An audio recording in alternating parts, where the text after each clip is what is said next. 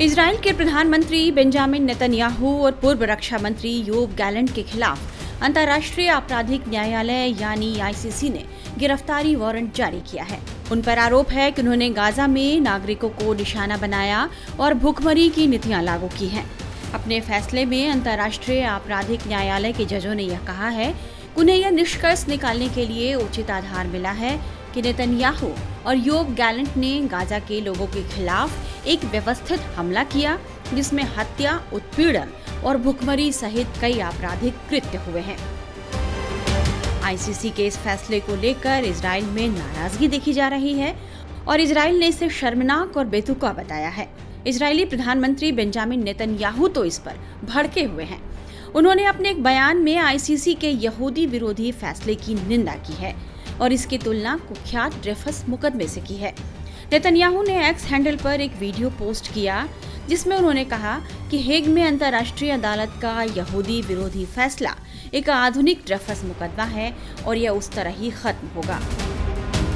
The anti-Semitic decision of the International Court in The Hague is a modern Dreyfus trial and it will end the same way.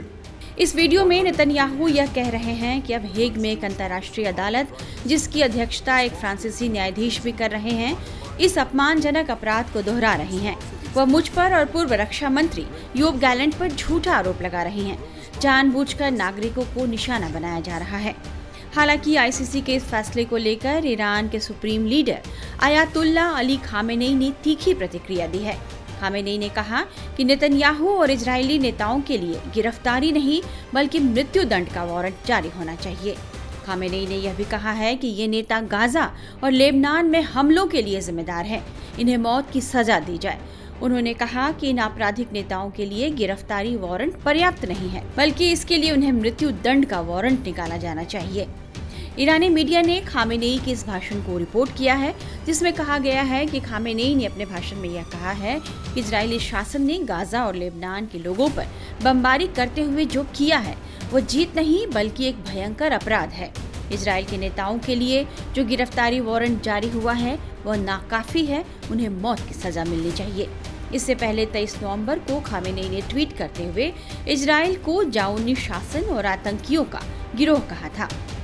Khamenei ने अपने tweet में यह भी मांग की थी कि आतंकवादी जाओनी गिरोह के सभी राजनीतिक और सैन्य नेताओं पर मुकदमा चलाया जाना चाहिए। आपको बता दें कि गाजा पर हमले के बाद से ही ईरानी लीडर खामेनेई इजरायल के नेतृत्व पर लगातार हमलावर हैं।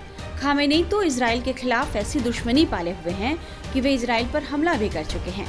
खामेनेई के ताज़ा बयान से इजरायल और ईरान के बीच तनाव बढ़ने की आशंका जताई जा रही है और समझा जा रहा है कि इजरायल की ओर से खामेनेई के बयान पर सख्त प्रतिक्रिया आ सकती है।